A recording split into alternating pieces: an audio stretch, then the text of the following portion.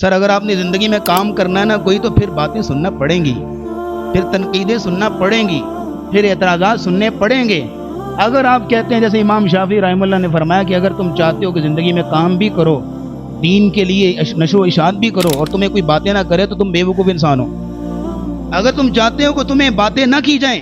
تنقیدیں نہ ہوں، اعتراضات نہ ہوں، تو پھر جاؤ اپنے گھر میں جائے کنڈی لگا کے اندر بیٹھ جاؤ، باہر کبھی نہ نکلنا، پھر کوئی بات نہیں کرے گا۔